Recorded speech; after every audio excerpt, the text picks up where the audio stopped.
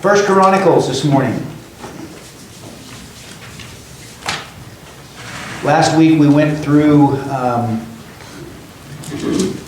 most of chapter 12, 11 and 12. We were talking about David's mighty men that came and to join him, how the people of Israel wanted him as a king after Saul was basically committed suicide on the battlefield. And we talked about all the men that were joining him. And of course, the latter part of chapter 11 there, quite a few of the names that we can hardly pronounce were there. And we noted that in verse 41, Uriah was one of his mighty men. The very one that he put in the front of the battlefield to get rid of so that he could be with Uriah's wife Bathsheba. Then in chapter 12, we see warriors joining David. And it's, if you look all through chapter 12 there, we have all these men, mighty warriors, mighty men, joining up with David. Why are they joining up with him? I mean, what's the reasoning behind it? Providence of God. Providence of God. He's been anointed by Samuel, right, to be the king. All the people of Israel are backing him, and now all of these fighting men are joining in because they want him to be the ultimate king. Verse 32 has an interesting hint of why they're joining. Who understood the times and knew what Israel should do. Why is it, when we look at this, and I always try to take these Old Testament passages, these stories and I try to apply them to how that would be today. How we can utilize that today. How often in the world do people gather around someone that shows leadership qualities? How often in the world? I mean, that's what they gather around, isn't it? Someone that shows leadership qualities, someone that's very eloquent in speaking, and that people gather to them, don't they? They want to be a part of it. Is it always good? Are those people always good? No. But they speak well. They do good things. And that's why people want to be a part of that. Now when we look at David here, the Israel is wanting him as king, aren't they? They're for it.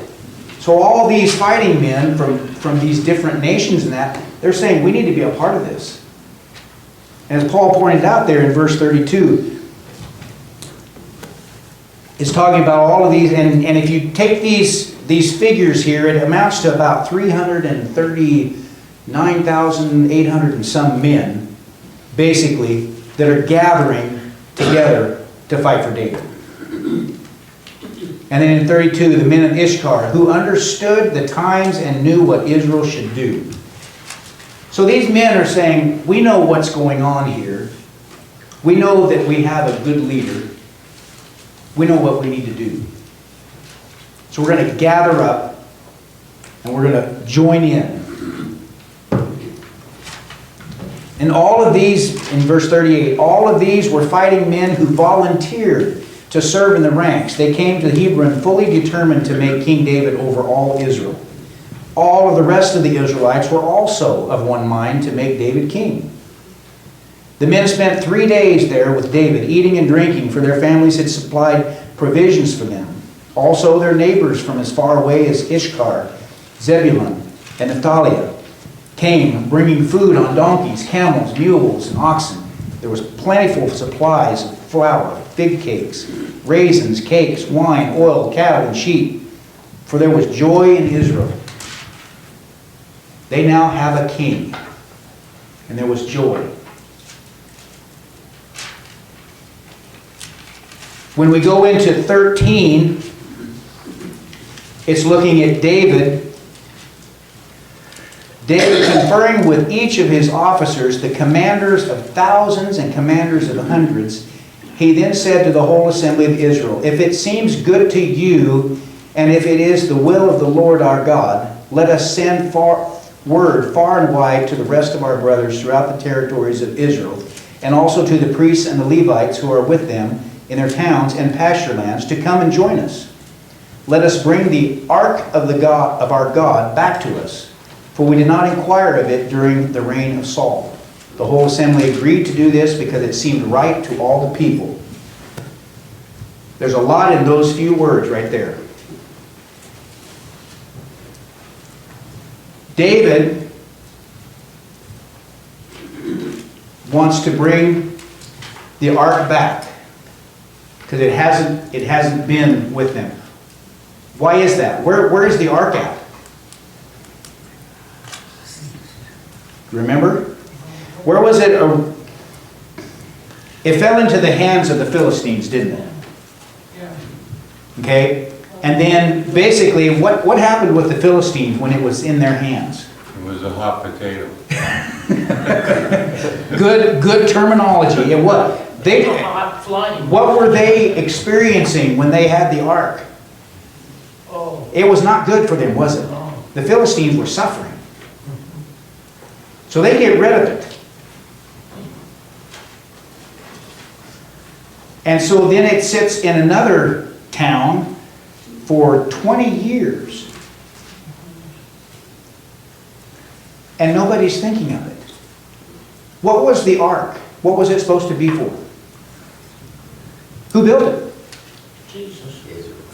The Israelites. At what time? In the wilderness, In the wilderness? With Moses? tabernacle, The tabernacle? All of that? Okay. What is the meaning of the ark? Connection with God. It's what? A connection with God. It's a connection with God. The ark was basically, it was something that they could look to where they could get as close as possible to God. and wasn't it tied to the covenant with the blood on the lentils? That's, God saved all the firstborn. Was it tied to that? I can't remember. You mean when they left Egypt? Yeah, That was the Exodus. That was the Exodus, yes. but they set up the tabernacle and all that. And I think there was some sacrificing done with the blood sacrifices. I think there was a connection with that. But there's always a fascination with the ark, isn't there? I mean, even today, there's people that's looking for it, and it's like, it's something that we need to find. But this was a representation of God for the children of Israel. It's hard to believe something you can't see, isn't it? I mean, in all honesty, it's hard to believe something you can't see. And they had an ark that they could see. If we go to the New Testament, what did Thomas say when he didn't see Jesus? Stick his hand in his wound. I'm not going to believe until Unless, I stick my hands in his side. I see the nail prints in his hands.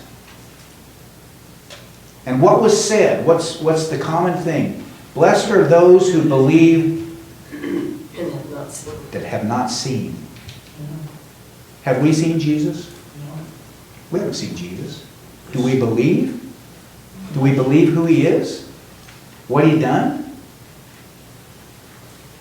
This is the way to Jesus. Yep, the Bible. But these people needed an ark to remind them of God. It's been gone for 20 years. David decides we need to bring this back. He gets this thought that, hey, we need to have God back with us so that he can guide us, that he can lead us. So he brings his commanders and that together. And he says, if it seems good to you, and if it be the will of God, let us send far and wide to the rest of the brothers throughout the territories of Israel, and also to the priests and the Levites who are with them in their own towns and pasture lands to come and join us. Let us bring the ark of our God back to us, for we do not inquire of it. We have not inquired of it during the reign of Saul. The whole assembly agreed to this because it seemed right to all the people. It seemed right to all the people. Where's God been for 20 years? Where's He been for 20 years with the people of Israel? Where's He been for 20 years? Think about that. Were they even thinking about Him for 20 years? The Ark of the Covenant is in another town and they're not even thinking. David has already taken Jerusalem, the city of David now. And where's God in all this? He's in a box back there in the other city. How often do we do that with God? How often do we have Him in a box over in the corner? Not with us, but stuffed over in a corner, and we know He's there. But really, are we doing anything about it to bring Him into our life? And here David is finally coming to his senses and saying, we need to bring the Ark of the Covenant back to us. God's been patiently waiting, hasn't He? And it says, because it seemed right to all the people.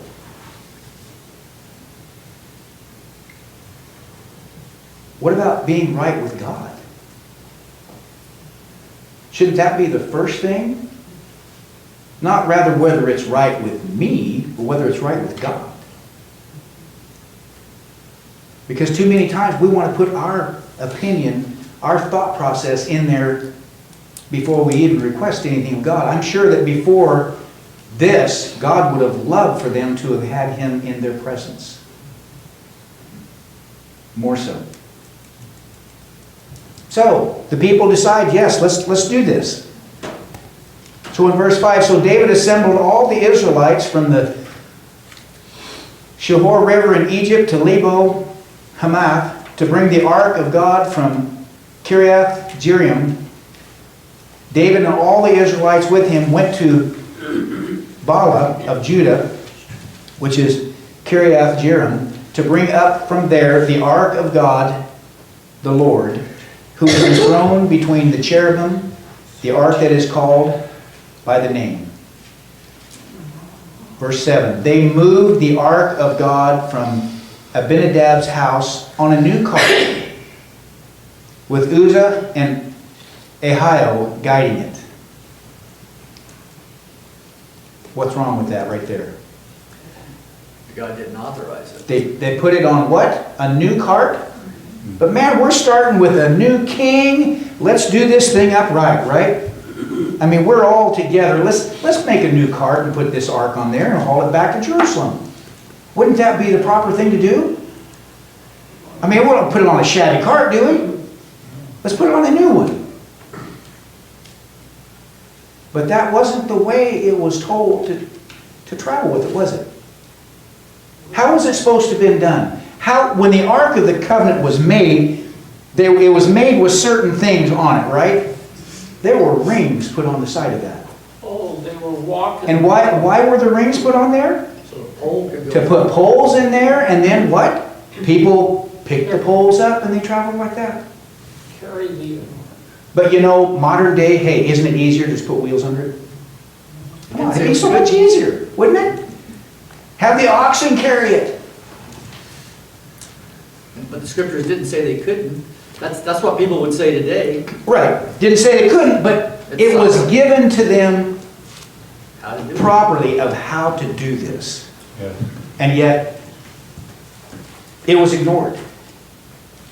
It was like, let's do it our way. As it says up there in verse 4, and the whole assembly agreed to do this because it seemed right to all the people. It seemed right. So they put it on a cart. And they're going along. And who's pulling the cart? Oxen. Who were supposed to carry the ark. The anointed people. Who were supposed to do that? Was it the priests? Specifically, the Levites, the priests. Oxen are carrying it. Do you see anything there about saying we're going to have the Levites do this? No. It's not there, is it? So they moved the cart. Verse 8. David and all the Israelites were celebrating with all their might before God, with songs and harps and lyres and tambourines and cymbals and trumpets. They were living it up there, weren't they? Because they thought, we're bringing the ark back to Jerusalem. It's going to be great. This is fantastic. When they came to the threshing floor of Kidron, Uzzah reached out his hand to steady the ark because the oxen stumbled. He was there with it. The oxen stumbled. It's going to tip. Now put yourself in his place. Put yourself in his place. We've got the ark of the covenant.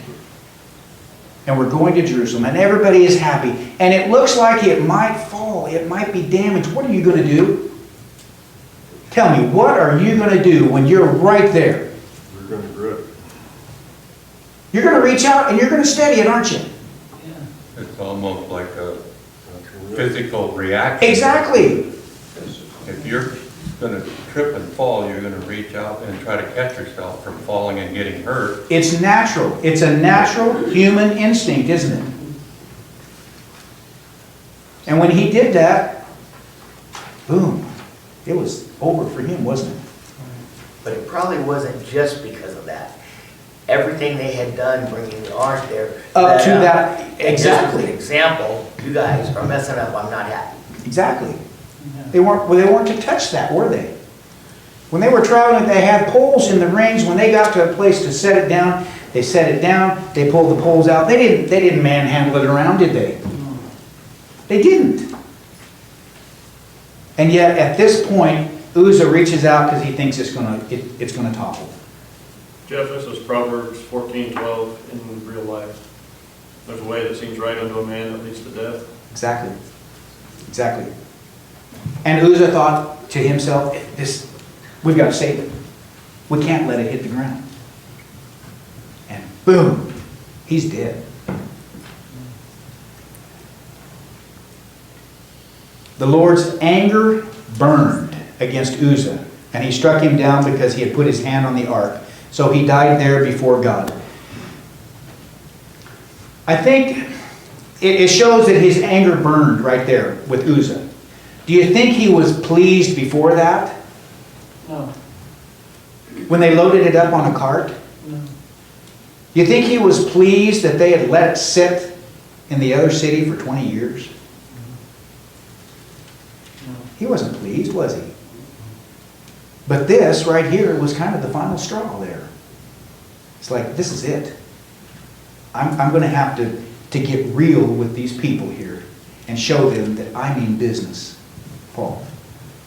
Something interesting happening, whether it's the Philistines or the Israelites. When the word of the Lord was with the Philistines, they certainly weren't honoring the word. Oh, no. But its judgment still applied to them. Same thing with the Israelites. Yep. In moving the ark that way, they weren't honoring the word. But the judgments of it came quickly. Is there? Yeah. People would like to think, well, somehow I can escape the judgments of God's law. Right. Can't do that. The judgment is always going to be there. If we follow what his plan is, if we follow what he has designed here, like they should have with the ark, I mean, that's putting it pretty simple, isn't it? When they designed it, when he laid down, this is exactly how I want it made, this is how I want it transported, this is what I want you to do with it. These are the only people that can do things with this. And they just ignored it. Aaron. Just like other things that God set up, he said, make it according to the pattern. whether it be the tabernacle or whatever it be. Mhm. And so, yeah, They kind of ignored it though, didn't they? They kind of just like, well, we're going to do it because this is the way we think it should be. This is the way we would like it to be. Roger and then Janet. You know, just across the page here, chapter 15, verse 2, that David said, not ought to carry the ark of God, but the Levites, for them hath Jehovah chosen to carry the ark of God and to minister unto him forever. And then back up to 15, verse 13, it says, for because ye bear it not, at the first Jehovah our God made a breach upon us, for that ye sought him not according to the ordinances. Mm-hmm. So that's where David learned the law of silence in the scriptures. You know. Right. We We didn't do it in the They pers- added to the Right. scriptures. They didn't do it in the prescribed way. They added what they thought would be okay in their mind. Janet. I think that David's ego got in play in this, because now he's won all these battles, now he's made king, everybody's celebrating him, and he's probably thinking, well, this will be a great thing for me to do to bring back the ark. And people that become in power like that suddenly forget what's right. Could possibly. Dan. Well, if on Chronicles, 1 Chronicles 12, you see that Benjamin and Judea came to the stronghold. And when David talked to him about you coming as friends or foes, Right. he said, God is with us and he will punish you. And they said, well, we're going to come as friends now because the Lord is with you. Basically, I'm paraphrasing. Right. So all along, God was helping David.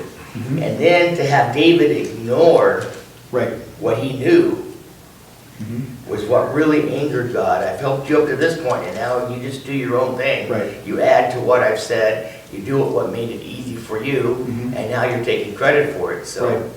that was where he added to this, what Right. the instructions were. And that's generally what happens, isn't it? When we get kind of a big head, we think we know best. What was the significance of those of the tribe of Benjamin coming to him? What was the significance of that? What tribe was Saul from? Benjamin. Tribe of Benjamin. Yep. That was basically the enemy there. Saul tried to kill David numerous times, didn't he? Now, I think it would be probably logical to say that David felt pretty good that he had all of these people behind him. And he thought, you know, in his mind, he thought, yeah, we need to go get that ark. But not thinking about how to do it properly. Let's just get it here to the city and not really think. Dan and then Andrew. Yeah, it's just like people today. They think, well, I'm doing it with a good heart. Exactly. David thought he was doing the right thing out of his heart, but it wasn't the right thing according to God. Exactly. And that's where the problem we have today. Oh, well, they can't be bad because I mean well. Right. Well, if that's not what God instructed, it's not right. Right. That's exactly what Andrew brought up in Proverbs 14. Right.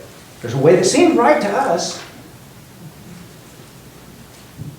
And it is. I mean, you go back up to verse 4. This is what the people thought would be good. And Just a kind of a side note, the number of men that lined up behind David was over 341,000. a lot of men. That'd make your head swell a little bit. It would. I mean, these people are coming from all over, and they're saying, hey, we want to join you. So he's wanting to make it right. Let's bring this to the city, to Jerusalem, the city of David. Let's bring that ark there. And then, of course, so he died there before God.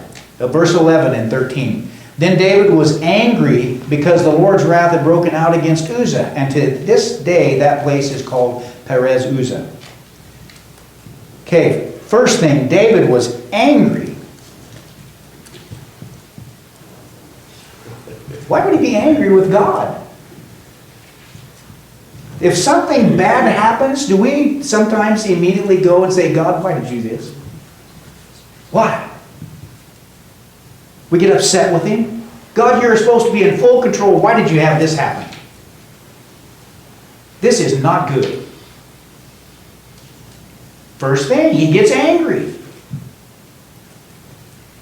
You know, it's like he gets angry, and then all of a sudden he realizes what's going on. Now he's afraid. And then, yes, verse 12. Then David was afraid of God that day and asked, how can I ever bring the ark of God?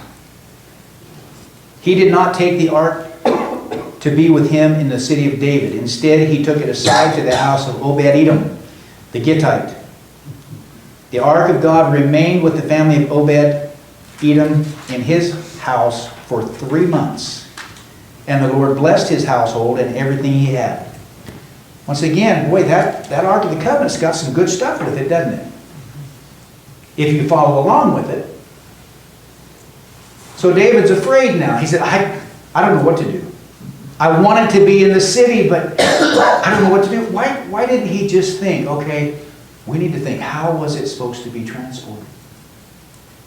He could have got it to the city 3 months earlier if he would have just humbled himself and said, Lord, I really messed up. I messed up big time.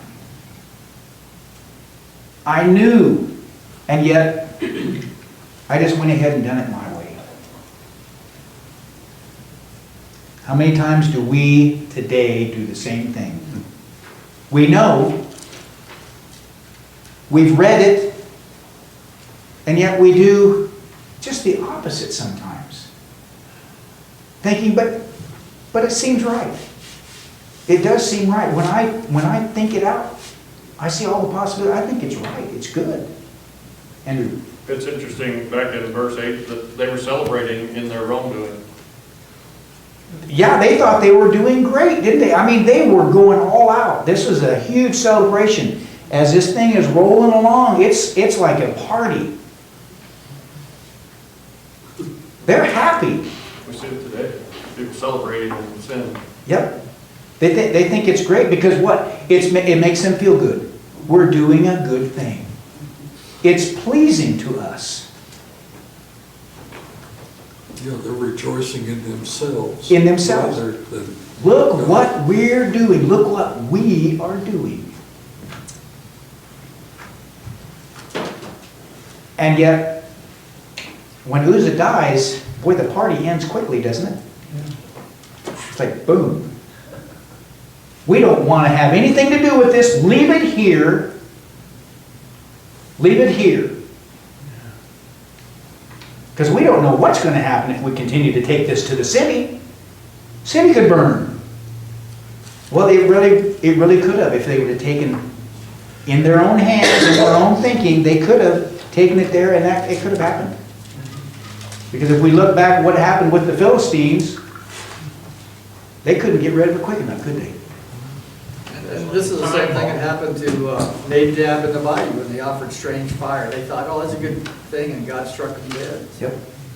Because they thought, isn't it good? Wouldn't it be good? In my mind, I think it's good. How many times a day do we think in our mind, this would be good? This would be good. If it's according to God's will, it will be good, but if it's not. Yes, but when we think in our mind, sometimes we kind of, as they did, God's in a box over here in the corner. And we don't really bring him to the forefront and say, God, we want to honor you in all of your ways. We want to say, we want to honor you, God, in all of our ways. He gives us specifics, doesn't he, on how we should honor him, how we should worship him. He gives us specifics. If we don't honor them, are we any different than the children of Israel bringing the ark on a wagon? We're no different. And we can celebrate and say, yeah, I'm doing it for God. Matthew 7:21, I think it is, isn't it? Doesn't it say, Let everyone that saith, Lord, Lord. Lord, Lord, look at all the things that I have done in your name? And he'll tell them, I don't know you. I don't know you. We can say we're doing it in His name, but if it's what we want to do, and it goes against what He says, it doesn't matter whose name it's in. He is not going to honor it. That's will worship. When you want to do it your way. We're worshiping ourselves. And that's so easy to do, isn't it? To worship ourselves, because we think we're pretty good. We think we're pretty good. Wow. The Ark of the Covenant was built in Mount Syria with Moses in mind, Yep. and Mount it was Sinai. meant to be delivered by the Levites, by poles. Yep, absolutely. And built in a specific way. Yep. And this is back in where Moses and Right. all those. And it was outlined to them very clearly, wasn't it? Yeah, with Moses in mind. Mhm. And the burning bushes, Mount Syria, and the big mountain. And throughout, the Yeah. Levites were to take care of this situation. And yet, with all the things that happened with the children of Israel, as we've looked before, how often do they just stick with God? They don't, do they? I mean, they're there for a while, and then what? Another generation passes, and then they fall away. Yeah. And then they fall away. Mhm. And then pretty soon, hey, we need to get back to God. And they get back to God. And then everything is good. God blesses them. And then they get kind of Mhm. complacent. Well, surely we could do it our way for a little bit, can't we? And the next thing you know, they're falling away. And another generation. And that's been the history of the Israelites, isn't it? Now they're finally getting things together. The 12 tribes are joining together under David as the king. And David says, let's put God back in the picture. And of all things, David does it wrong. So now, oh, go ahead, I'm brother. just trying to remember. So there's contents in there that's really important to God. I know there's the tablets, the Ten Commandments. When they're olive branch, remind them of the flood. I think that, yeah, And the Passover feast, is that? That jar of manna was in there. Yeah. it was a lot of things to remind them of what God has done. Yeah, right. And the children of Israel needed to be reminded all the time, didn't they? Do we need to be reminded today? Do we got it down pretty good? As Dan pointed right here. Yep. This do in remembrance of me. How often do we need to be reminded? A lot. A lot of He tells us how often we need to be, doesn't he? On the first day of the week, come together and observe the Lord's Supper. So that we are reminded every week of what God has done for us. The children of Israel forgot a lot of things, didn't they? They forgot a lot of the things that He did for them. He took care of them in the wilderness. He brought them out of captivity. He put them in a land flowing with milk and honey. He done all these things, and yet they still forget, just as David did here, forgetting how to transport the ark. And what was marvelous is when you put the ark in front of all the people, how the mountains just went, and then flat land, all the way through that, you know, when you were transporting the ark. It tells us where does God need to be in our lives. Yeah, Off in the corner? no, He needs to be first and foremost, doesn't he? He needs to be with us all the time. right. So verse 12 of 13, David was afraid of God, so he left the ark at Obed-Edom in his house for 3 months, and the Lord blessed his household and everything that he had. So it was a good thing for Obed-Edom.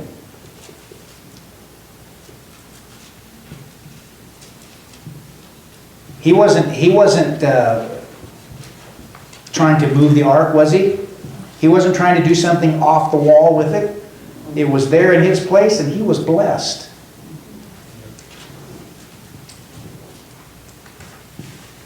Why is it so hard for us to figure that out? Why is it so hard for us to figure out that if God is with us, how can things go bad? Pride gets in the way.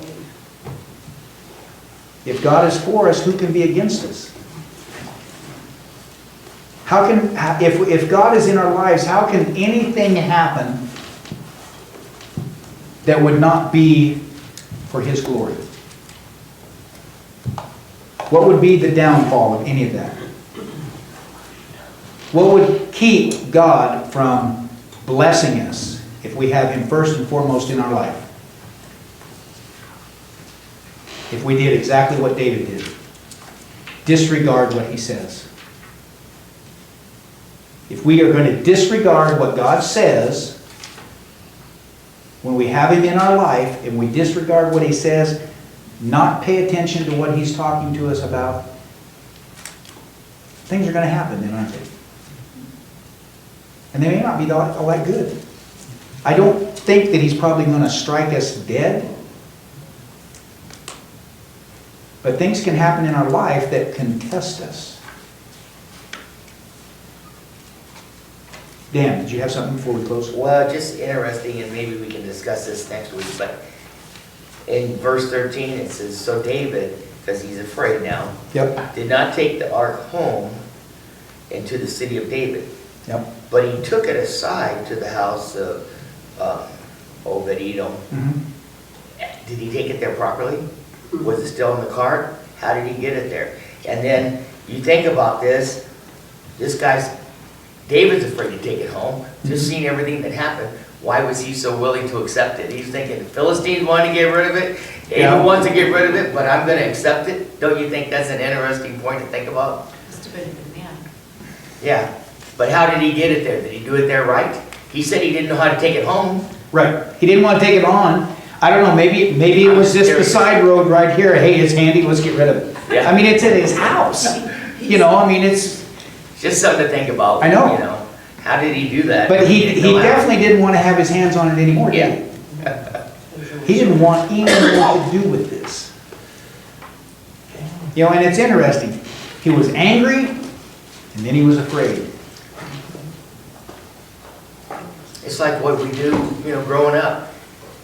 You do something wrong, you're mad at your folks, but then as soon as you realize who you're mad at, fear strikes. Yep. Because you know there's going to be consequences. Yeah.